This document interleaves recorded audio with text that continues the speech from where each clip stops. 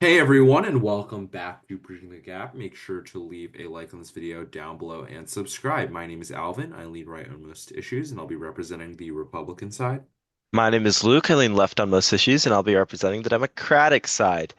Hey guys, so in this video, Alvin and I will be giving you our bipartisan takes on who we believe the best candidates for the Democrats would be going into the next presidential election. We just went through one this year, 2024, but this is for the 2028. This is 2028 speculation for the Democratic primary. Yeah.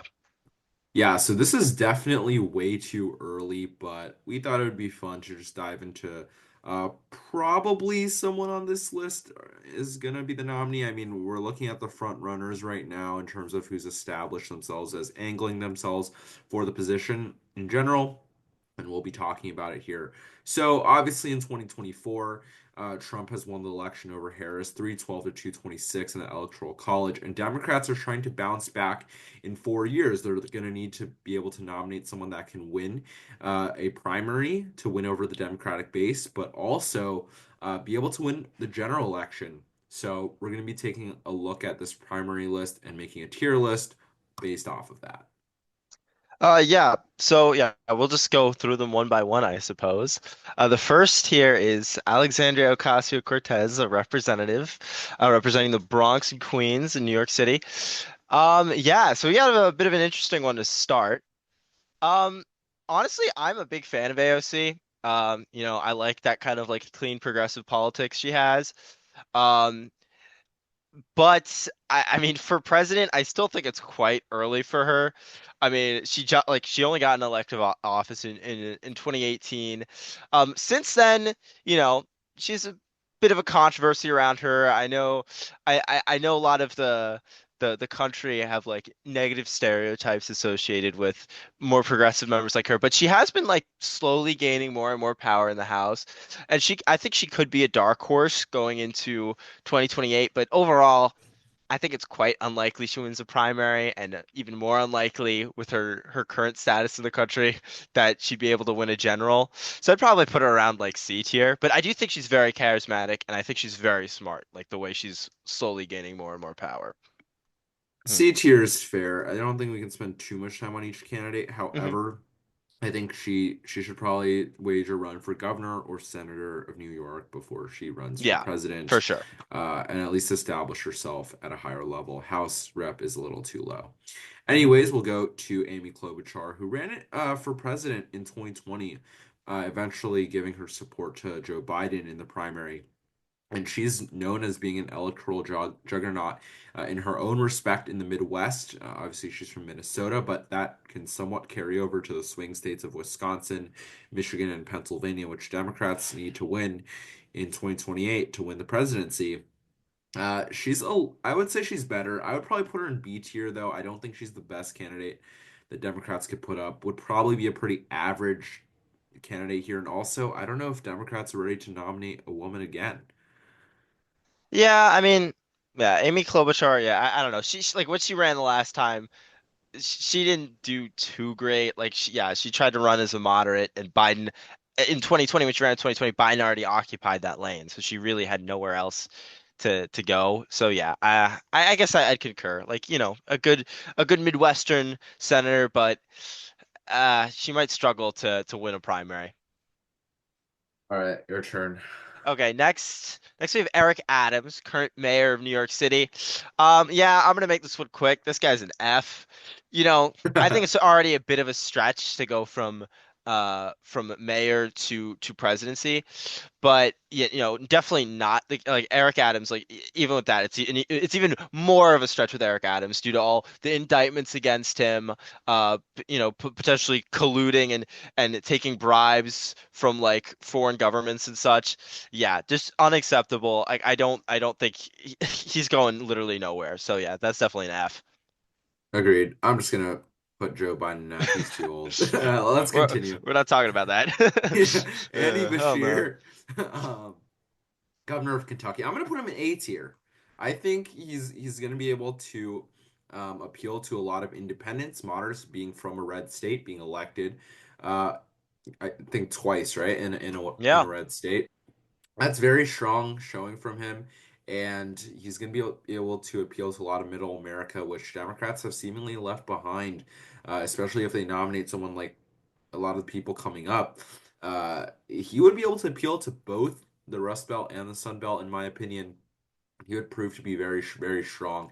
Let's put everyone that we think is strong in the A tier and then choose a final person for the S tier. Oh, So, okay, yeah, I yeah. understand that. But yeah, I do definitely concur with that. I do think Andy Bashir, like he was in the running to be Harris's vice president, and yeah, I think it's definitely well deserved and it makes sense. So yeah, he'd make a good candidate. Next we have a celebrity pick here, Mark Cuban. Yeah, he's a rich billionaire. I think he's been more vocal in the last few years about in opposition to Trump and trying to back Democrats against him.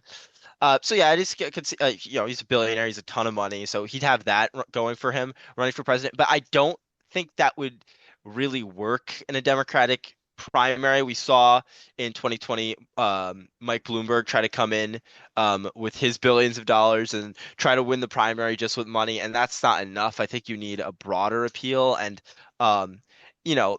Some sort of like political roots, and I don't think Cuban really has that. So I'd probably put him in like D tier to start here. Yeah. Agreed. I think he has a bigger platform than Bloomberg, being on Shark Tank and everything, being a celebrity. Hmm.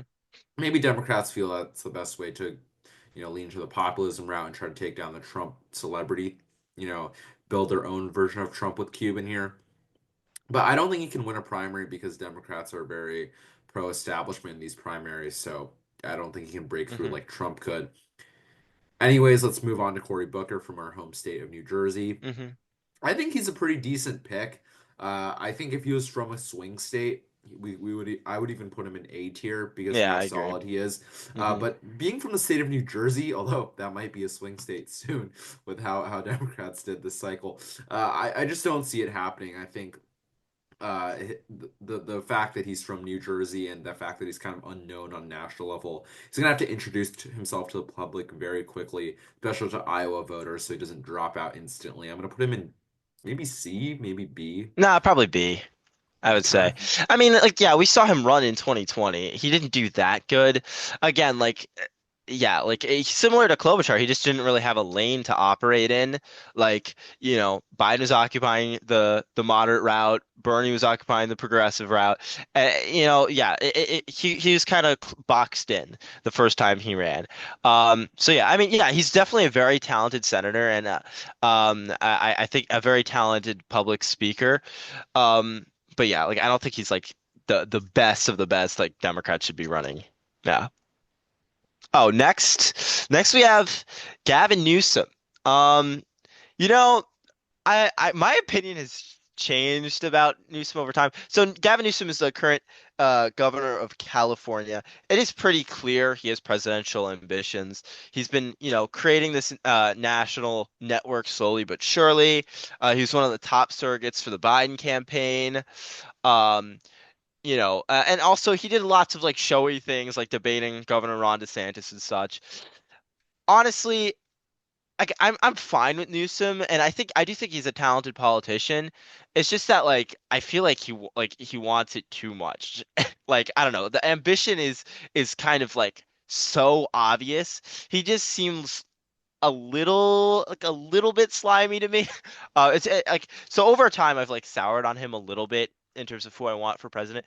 But you never know. Like in a primary you could change my mind. But right now I'd put him in B tier personally. Um, yeah, I don't know Agreed. about He had you. that little circus debate with Ron DeSantis at Yeah. some point, and he can debate. He has a silver tongue, but I don't think he would do well. He's another, San Francisco or California liberal. It just doesn't look good for Democrats to keep putting these people up to win in the Midwest. I don't think that, and with so many people fleeing California, California gets shit on, in terms of, being that progressive state. It's gone too far. I don't think it bodes well for the rest of the nation. Though it is notable to note that a lot of people have faith that he's going to win the primary. We'll see what happens. He might be the front runner right now, to be honest. Moving on, Gretchen Whitmer. I would put him in put her in A tier actually. Hmm. Being from Michigan, a swing state that Democrats desperately need to win back. She overperformed very, very well in 2022 when she ran for governor, although she did face someone very weak in Tudor Dixon. I still think she has that appeal. I would say she's one of the most inspiring people for Democrats, for hopeful. Democrats can be hopeful that they at least have her if they want to see a woman president in the next decade. I don't see how it's, really anyone else but her if we look at the rest of the slate of candidates. Yep, I do agree. I do like Whitmer. She's definitely been like one of my top picks for Democrats, like who I could imagine being president. I do really like Whitmer. The only like major obstacle she faces though is her terms expiring as governor of Michigan after 2026. So yeah, I mean it might be a bit of a fight for her to stay relevant, but she's definitely very talented politically, and obviously, being from a swing state in Michigan there could be very helpful. So yeah, I do think A tier. Next, we have Ruben Gallego. So this is the current senator elect from the state of Arizona. So he's just off a victory beating Kerry Lake this year in 2024 to become the next senator from Arizona. Honestly, I mean, I do think he's a pretty decent pick.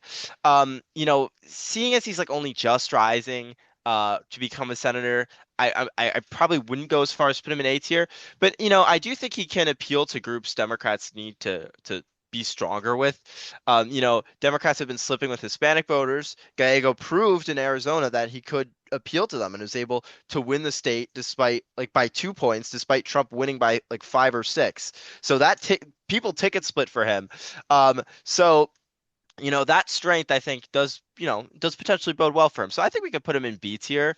Um, but yeah, I mean, it'll be interesting to see like what his career as a senator looks like going forward. I agree that he's a B tier, but I think people are splitting against Lake and not for Ruben Gallego. Oh yeah, At best, he's a perhaps. Yeah. generic Democrat, in my opinion. But that's all right. We'll put him in B tier. Kamala Harris, 2024 nominee, current vice president of the United States. She's not the worst person Democrats could put up, but I think they need to turn the page, as Kamala used to say. They need to turn the page on her. She's already a one-time loser at the presidential level.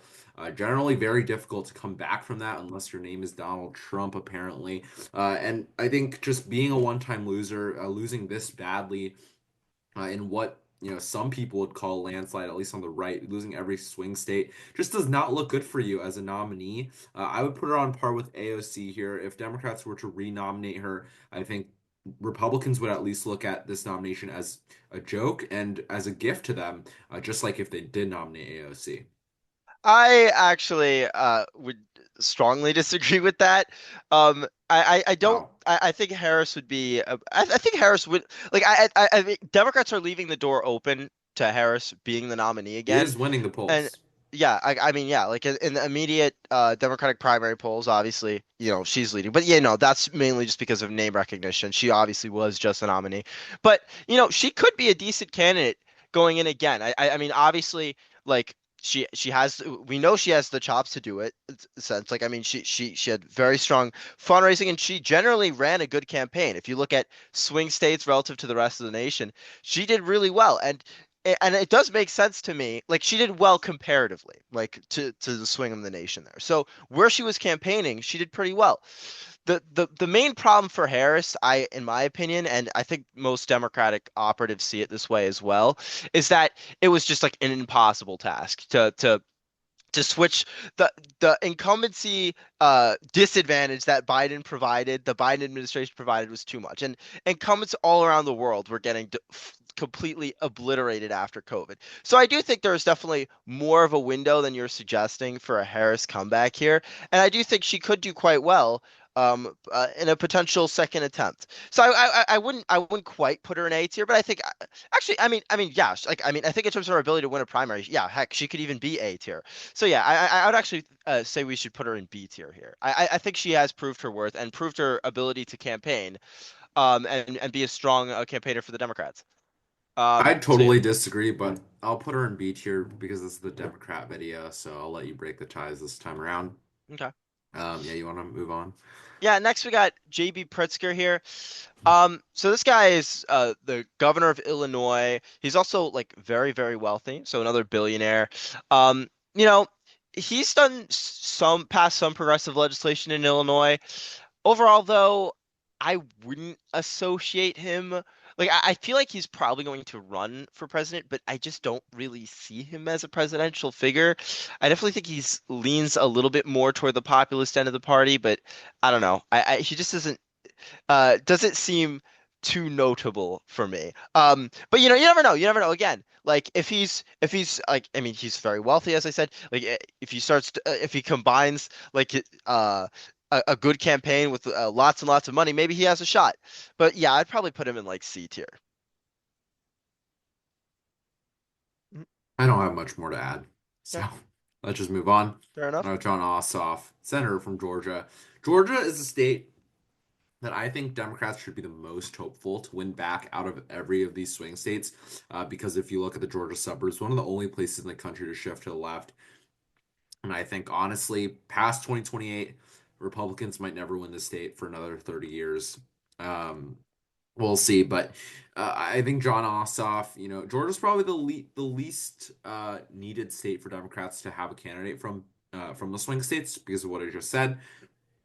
However, I think he's been slowly rising to a more prominent level nationally because of that runoff that he won, and um, he was sort of a standalone race. Of course, we'll talk about Warnock soon too, but they were sort of standalone races that won Democrats the Senate, so everyone was fundraising for them. That gives them some more national attention. But he's still a little under the radar. I would still just put him in B tier. It's kind of standard. Yeah, I would agree. I mean, yeah, I do think he's a pretty good public speaker and such. Pete Buttigieg. I mean, we saw this guy's very interesting because he basically rose out of nothing in 2020 and had a decently successful campaign running as the mayor from South Bend, Indiana. So that just kind of goes to show how, Pete Buttigieg was able to win like a decently large portion of the Democratic coalition. So I find that quite interesting alone. And obviously he's currently serving as Biden's Secretary of Transportation. Um, so yeah, I mean going from a former Secretary of Transportation to the presidency is obviously a big leap, but he's shown that, he's capable of making those big leaps, and he's proved a pretty powerful messenger for the Democratic Party also. Another one of those Democrats in contention for the vice president slot for Harris. You know what? Honestly, I could see him in A tier. I do see him I do see him being able to I think of any Democrat like I've seen like currently on this list at least, I think he's the best messenger of the Democratic Party, and I think he's very skilled at that. So I'd put him at A tier just for that, even though he doesn't really bring a swing state benefit. I cannot see him being as good as Gretchen Whitmer or Andy Bashir at all. I totally disagree. I would put him in B tier, maybe even C tier, honestly. I don't see him as being that strong in general. Um, and also, I will say though, he did win the Iowa caucuses back in the 2020 race. That should not go unnoticed. He can break out quickly and early. If he can do that again in the Iowa caucuses, he would obviously go into first in the delegate count, and that would look really good for him. But I don't see him honestly winning down the stretch. I think he's going to get taken over by someone else, and he's going to end up pledging his support somewhere else as well. But I could see him running. But like I said, I'll let you break the ties here. So Okay. even though I really don't like this, put him in A. Warnock, we're kind of the same story as Ossoff. Honestly, I don't have much to say. I just chuck him in B tier. Do you have anything to say about this guy? Yeah, I mean, like, yeah, similar to Ossoff, Yeah. but yeah, more campaign experience. I think that's fair enough. Um, I guess I'll go through Tammy Baldwin here. Yeah, current senator from Wisconsin. She just barely won re-election there, to stay the senator from Wisconsin. I wasn't even aware Tammy Baldwin had presidential ambitions, so I don't even know. Like the tier list kind of just came with her here. Um, Honestly. I mean, I think she's very region specific. I'm not really sure of her ability to campaign nationally, but I do know she does appeal to that swing state in Wisconsin. Um, I would probably put her B or C. Like again, I mean, yeah, she's a great senator for Wisconsin. I don't really see her, representing the nation as a whole though. So I don't know. What do you think? Surely she's better than AOC. I mean, at least she's from Wisconsin. I'll put her in B. Okay. Anyways, Tim Walz, a very interesting guy, obviously governor of Minnesota, running mate with Harris on the 2024 campaign for Democrats, but I don't know. He's seen as pretty likable. I think he needs more experience on the national level. Obviously, he fell to Vance in that vice presidential debate, and he needs to up his game if he wants to compete with the big dogs on the presidential stage. I mean, I don't even know if he wants it. I don't even know if he wants to run for president. It seems more like he's just going to stay in Minnesota, Hmm. in my opinion. But he can bring a little bit of appeal, in neighboring Wisconsin. I don't know. I'd still put him in C tier. I think he's a notch behind people like Cory Booker and Gavin Newsom, though. I mean, I guess he has some ability. Like, I think the Democratic base were quite happy with his nomination overall. And I think he was a pretty good vice presidential candidate. I mean, obviously, on the debate stage, he didn't do that well, but in terms of like retail politics and ability to like campaign and like meet people and stuff, that on the ground sort of stuff, he really excelled at that. I think he actually did more campaign stops than Harris. So he was like, I'm not actually, maybe I should be fact checked on that, but he was like whirlwinding around the country. So I do think he has some ability to be quite effective. Although I do kind of see him more as a vice presidential figure than a presidential figure, if that makes sense. Like more of that support role. But I don't know. Yeah, I guess probably I'd probably put him in like B or C, honestly. Like he's fine. I guess Yep. if you have no preference, put him in C. I'm gonna continue with Westmore. Yeah, Wes Moore. Um, so this is the current governor of Maryland. Wes Moore is like he's a very good speaker. Like, um, he reminds people of like Obama and such. I mean, I still think he needs a bit more time in politics, but like again, like I don't know, again, his messaging skills are very good. I definitely would put him up there, like A or B. Like he definitely has a lot of potential. Again, though, like I mean, he's from a deep blue state, so I mean, usually I guess you'd want someone from like a swingier area, running, to be an A tier. But, I don't know. Actually, I mean, I could see him in outright A because yeah, he's very talented. I will give him that. Yeah, you know what? Screw it. We'll put him in A tier. Wes Moore. See, I was even gonna put him in C tier. Uh, so maybe that levels out to B tier, or I guess we can put him in A tier if you really No, want. No, yeah, I actually I do think because again, like I'm just thinking again, like people see him in the state as quite effective. You see that like there's that whole crisis with the bridge collapsing outside Baltimore. And like I think again, like the ability to get stuff done and start repairing that quickly. Um, and I think he's kind of emerging more and more as a national figure with his DNC speech and stuff. So yeah, I do think he's up there. I'm not gonna lie. Okay, I mean, I highly disagree. I don't think he's even close to this at this point. I don't think he's gonna break through at all, though it could be totally wrong in 2028. I also just don't think he looks presidential. Honestly, I think everyone else on this list looks more presidential than him. And on top of that, he's from the state of Maryland, so it's just not even close to like Bashir, Whitmer, even some of these people in the B tier. I don't even know if I'd put him higher than Tim Walz, but we'll let you have your tier list here. I don't know. Um, I'm pretty shocked by that. Have you not seen him speak? I don't know. I think he's pretty good, but whatever. Um, yeah, I guess it's your turn. You could go to Jared Polis here. Jared Polis, governor of Colorado. I mean, honestly, he was sort of on the rise. Before he did that weird little tweet. Was it about RFK or RFK, something? yeah. Yeah, that was just I don't know. He's really supported RFK when Trump nominated him. I thought he was honestly doing well until that tweet. I think if he runs for president, that tweet's gonna be everywhere though, especially if RFK gets confirmed and actually does something bad. I don't know. I don't know if he can really make it on the national stage, but I'd put him in C tier. I'd probably even put him in D, honestly. I mean, like Wow. while Colorado has good governance, like I just think he might be a little too libertarian to win a Democratic primary. Like again, like like when you're at a point when you're like promoting RFK, it's just not a good look. And I think that that segment of the Democratic Party is more or less dead. You have to more or less firmly believe in the science of vaccines and stuff to have a place in the Democratic Party nowadays.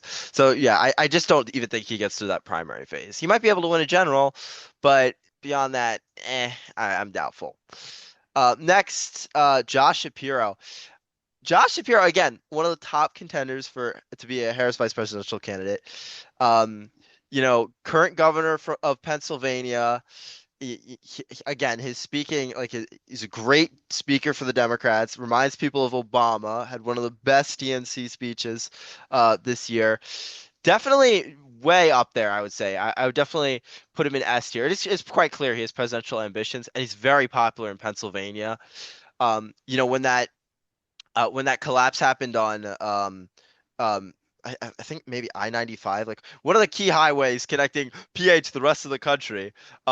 He fixed that sort of project that was expected to take like 5 years to fix. He did in like a couple weeks or like a week or something. So like his ability to just make government work and cut through bureaucracy to get stuff done is very impressive. So yeah, I definitely think Josh Shapiro sits at an A tier here, like way at the top. Yeah, for sure. Okay, John Fetterman. I mean, he snuck on this list at the very end. I don't know how this would end up. I think Fetterman is sort of a wild card. He's sort of angling himself to be more of a moderate, maybe the most moderate senator now, now that Manchin and Sinema are out for the Democrats. But he is, he ran as progressive. Now he's a moderate. I think the problem with him is just that he might fall apart on the debate stage where all of these other candidates are angling for screen time, for talking time. I don't know how Fetterman's going to fare. He's going to look tall. He's going to look big. That's good for him. But I don't know if he looks presidential. He sort of snuck in as a senator because, you know, abortion and because Dr. Oz is running against him. But at this point, I would throw him in the C tier as well, but maybe you'll disagree with me. Yeah, I mean, I'm not entirely sure where to put Fetterman. He's an interesting case here because yeah, he's a more populist. He kind of ran as a progressive. And I would say he is kind of going a little more moderate leaning, at least in terms of like issue, like Israel specifically, that issue, and I guess somewhat with immigration. But I think Democrats as a whole shifted on that anyway. So I don't know. I don't think he's going to be as center as like say Joe Manchin or Kristen Sinema, and I don't think his debate skills are going to be as bad. I think he's definitely, since he had that stroke in 2022, his condition is significantly improved. Um, yeah, I'm not really sure what to put. Probably put him around a C tier though. I don't think I'm skeptical. Yeah, you're right. Like I'm skeptical he's that much of a presidential figure the way he walks around in the hoodie. But you never know. Like maybe he could appeal to average Americans and it's a populist sort of approach. I mean, like I think that kind of goes for this whole list. Like there's dark horses everywhere. We don't know what the future of the party is going to be. But yeah, I'd probably put him around C right now. Um, Next, what we have Mark Kelly, yeah, senator from Arizona. Yeah, he's proved he has an ability, he's an ability to win in a swing state, the Sun Belt state of Arizona. Again, another one of the top potential picks for Harris as vice president. I do think he's up there, but I don't really see him as a presidential sort of figure. Again, like similar to Tammy Baldwin, I feel like he's very Arizona specific. Uh, but yeah, like you never really know. I'd probably put him around B or C. Yeah, probably B. Like yeah, just generic sort of senator. But yeah, he could have important appeal. It actually just broke. That Fetterman just said that Trump should be pardoned in the New York City hush money case. I don't know if that even moves him down a little. That was interesting. Mm, But that's weird. Okay, anyways, we'll talk about Roy Cooper, governor of North Carolina. I think he declined Harris's invitation to be yep. vice presidential pick because he wants to run for president. And he did not want to get weighed down by the impending loss that he probably forecasted for the campaign. He's probably an A or a B. I think he's definitely above average. He's from North Carolina, although Democrats might not be as focused on North Carolina as other states. Um, he obviously did well winning North Carolina because he won in a Trump year. Obviously, every year has been a Trump year in North Carolina, but he won, and so that's good for him. I think he has the ability to, at least give Democrats their best hope ever of winning North Carolina. Although that it seems to be Democrats' best hope every year, and then it never works. Roy Cooper might be the one to make it work, and then we'll go from there. Although I don't know, I'd still put him in A or B, maybe A. Yeah, I think I'm sort of leaning toward B because I don't think he's as much of a national appealing figure as some of the other figures we have in A. He's a little more like low key. And I do think he has that more state specific vibe. And personally I think he's more likely to run for Senate in North Carolina in Okay, true. 2026 than president in 2020. But you never know. I could be surprised. But yeah, I mean, yeah, he does have that swing state status. I probably would put him in B for now. Yes. And for our final, we have an interesting one. Michelle Obama. She's probably not going to run for president, and she's repeatedly said she's not going to run for president. But how cool would it be, is all I have to say. I mean, I think like again, like she was hands down the best speaker at the DNC. I know people have varying opinions on this, but I think it's quite obvious. Like she definitely is very, very talented, despite not holding like political office. Like she can like she can't like okay, I was saying Buttigieg is a good messenger for the Democratic Party. She can message like and give like quality speeches. I think she would be really good, and I think she would be very much up there. And I think if she ran for political office, her skills would rival Obama's skills. But she doesn't really want to. But for the purposes of this list, I think I'd put her in A personally. Okay, I just realized before we choose Susan S that I did put Westmore in C, and since there was no tiebreaker there, we should move him to B, because yeah, A and C just and it still is bipartisan list. Anyways, it's time to pick Okay. who's your S tier pick, and I'm very curious to see what you cook up here. Yeah, interesting. Hmm. Okay. I'm probably not gonna pick Michelle Obama because she doesn't want it. And like I want to make it somewhat realistic, right? Because I don't think she'll run. Yes, I agree. But if she was in contention, then probably yes, but I'm not gonna put her there. Honestly, okay, this is gonna be my bias showing though. I feel kind of bad, but I think the front runner now okay, this is a different answer than what I will finally answer, but I think the front runner now in general is probably Shapiro. But in terms of best candidate, in terms of ability to win a primary, in terms of ability to win, who I think won't really have many scandals against them, and who I think would just be good for the party, I actually think Whitmer still. I still think Whitmer. I'm a big Gretchen Wow. Whitmer fan. I'm sorry. I think that's a bit of my unique bias showing in the party, but I am very big on Gretchen Whitmer. I mean, that Midwestern area, I think definitely closer to the Midwest than PA, even though the PA is in the Rust Belt. Um, and again, like I don't know. Like again, she's been very good in Michigan, like getting progressive policy done and still staying decently popular. She did really great in 2022. I still think I mean, yeah, she's still my favorite personally, I think of anyone running here. But or anyone with the potential to run here. But yes. So yeah, I guess this is our Well, list here. you heard it here first. Luke wants Gretchen Whitmer, governor of Michigan, to be the one. So since he's the Democrat on this channel, we'll put her up on the S tier. I guess see the next video for who I put in the S tier. But yeah, this is a big list. I personally would probably go for Shapiro or Bashir. I think that's just the safest choice. Gives Democrats the best chance to knock off probably Vance or whoever Republicans eventually put up. Shapiro because, like we've looked at the electoral map a lot, Pennsylvania is crucial, and I think he would be the person to run for that, and Bashir because he probably appeals best to the rest of the country. Whitmer, although I think would be my third choice here. She would be just behind them. I think the problem is a lot of the country, a lot of Democrats might be fearful to nominate a woman again because they're 0 and 2 when they nominate a woman. And honestly, if Whitmer gets nominated and they go 0 and 3, it might just be over for women for a while on the Democrat side if that happens. But we'll see what happens. She might still win the primary. I think she definitely has good appeal in a lot of the at least in Iowa for sure, being in the area, and maybe also New Hampshire. So she might get some early momentum if she does decide to run. But we'll see what she goes for. And Yep. I don't know. This is basically the tier list, the bipartisan tier list, although it's a little less bipartisan than most of our videos because of how it is a Democrat-centric video.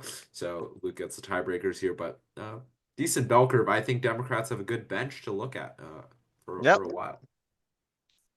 All right. Well, thanks for watching, guys. Leave a like on this video down below if you enjoyed. Comment down below who you'd like to see the Democrats put up. If you're a Democrat, who you'd like to see them put up, and if you're a Republican, uh, what who you think Democrats will put up because, or you maybe you have a favorite out of them as well. Uh, yeah. Subscribe to the channel for a future Republican tier list for 2028 and all our future videos, and ring the bell so you don't miss them. And thanks for watching. Share this video with your family and friends. See you guys.